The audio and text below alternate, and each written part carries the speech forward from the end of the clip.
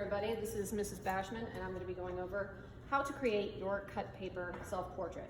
So here I have the printed out cartoonized image thanks to one of our students.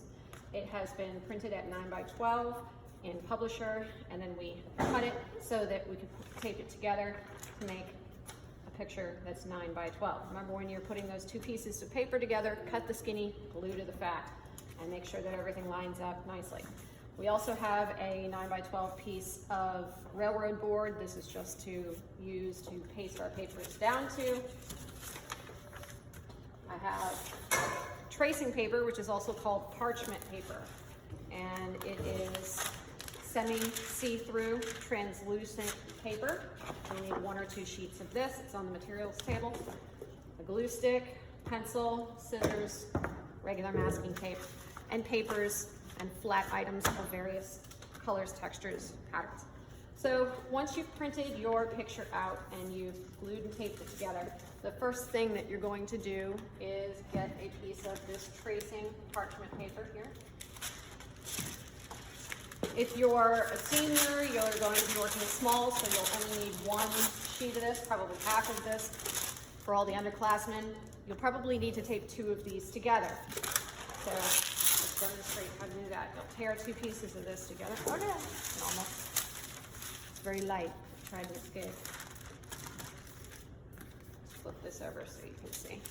So if you're going to be connecting these 2 pieces of parchment paper together, line them up so that their edges meet just like this, and put tiny pieces of tape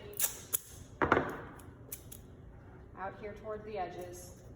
And you might be able to put one in the middle, but you got to be real careful that you're not putting tape wherever an important part of your drawing is. So you just need enough to hold these together lightly. Try to fold this over on the end here. Might be able to put one right in the middle there, just so you get a larger piece of tracing paper. Put that off to the side, and let me get a small one out. And the tracing paper is going to become your map or your stencil, if you were, to help you measure and cut out your pieces of paper for your self-portrait. So what I'm going to do is I'm going to attach this to my printout. You put your tracing paper on top. I know with transfer paper you put it below. This time you're going on top. Hinge it just like you would transfer paper so that it won't shift. And it lays flat like this. I'm going to trim off my excess paper because I don't want it getting in my way. And seniors, since you're using half a sheet, somebody might be able to use this other half, so just place that back on the materials table.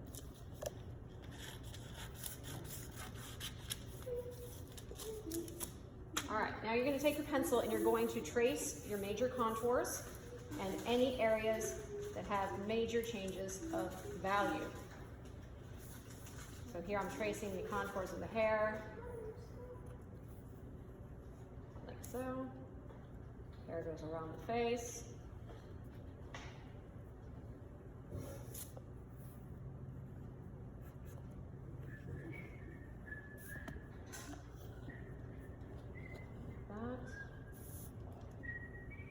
All right, that's my youngest child whistling. I can't whistle. So there we have the outline of just the face. And you're going to do this for all of the features, eyes, nose, mouth, and any areas like if there's this big highlight right here on top of the eye, you want to trace that out. So this shadow here under the nose, you get the idea.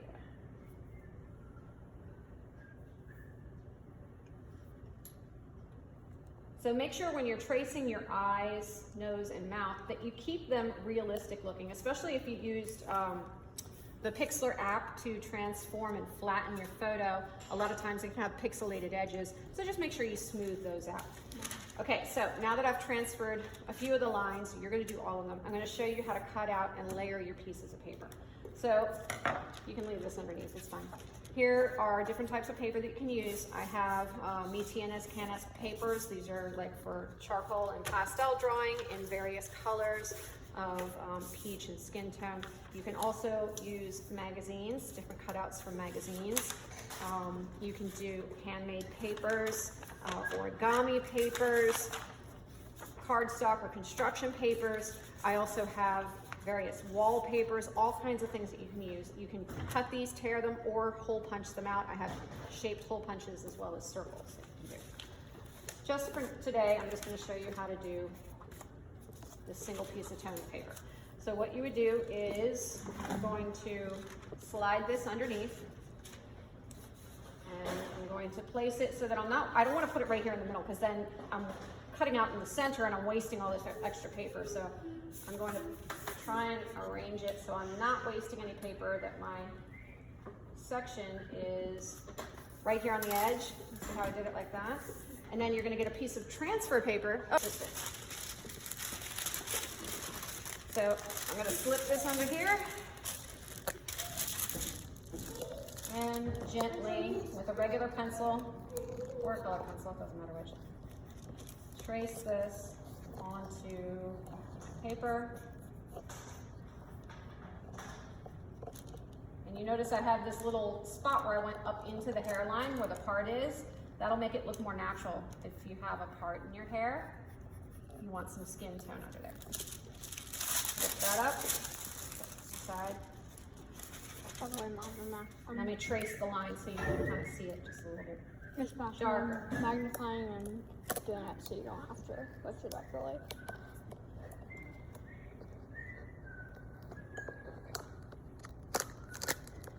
Okay, so there you go. You've got the shape of the face. Kind of looks like an acorn with a little hair piece up there. That's all right. So now that you have this, you're going to cut it out. Remember what I said. You want to cut outside of this line, just outside of it, so that you have a little bit of extra room. Can you see how I'm cutting just outside the edge here?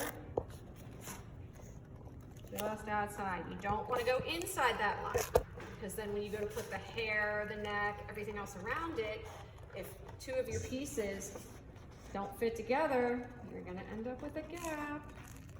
You don't want a gap. And make sure, always, always, always make sure your hands are clean. You want your paper to look beautiful when you're done, not dirty.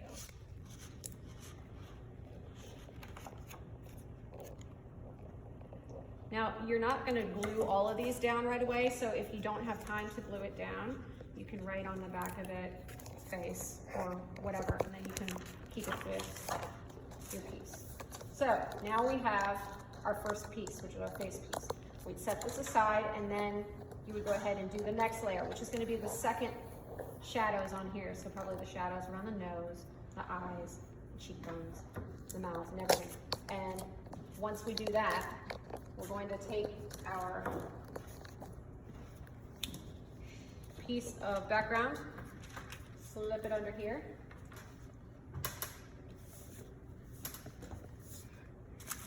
I'm going to let you trace where the face is going to go on your paper, and then place it down. So I have my piece of board with my tracing paper over top, and I'm going to gently trace the face onto the board like so. Just a light impression so that I can see where it goes. Gluing. Very important about gluing. You need to keep your hands and your paper clean. So I have my cutout. Before I touch it with glue, you can still see the pencil lines because I cut outside of the lines, which is what I wanted to do. So you're going to take your eraser and clean up these edges. I like the gummy eraser for this because it doesn't get little bits of rubber everywhere. Keeps your space nice and clean. Don't tear the paper. There we go. Nice and clean. No fingerprints. flip it over onto the back. Use your glue stick, and I have it on a piece of scrap paper. You can use scrap of newsprint paper or computer paper. Go in circular motions, making sure that you're covering the entire surface. Now, my fingers are on the back of this where the glue is, which means I have glue on my fingers now, and I'm going to have to wipe them off before I touch another piece of paper. I lift this up, find where it's going to go, and I use those guiding lines to place it down. I have glue on my fingers. This is where people make the mistake of using their hands to press this down and to smooth it. Don't do that because you have glue on your fingers. You can use another scrap piece of paper, or you can lay this down and press on it with your hands like that. I also encourage you to keep a wet paper towel next to you. You can clean your fingers off on it as you're going. So just make sure that that's pressed down. And then we can lift this out of the way. And then you just keep going. So what I would do next is I would trace the next level onto here, find whatever color I'm going to use, trace it onto here, cut it out, and then repeat my steps. I would slide this under here, trace the area for the eye so that I see where it goes, glue it down. And just be very careful you don't get any smudges or excess glue on the outside of here from your fingers. All right, get to it. If you have any questions, let me know.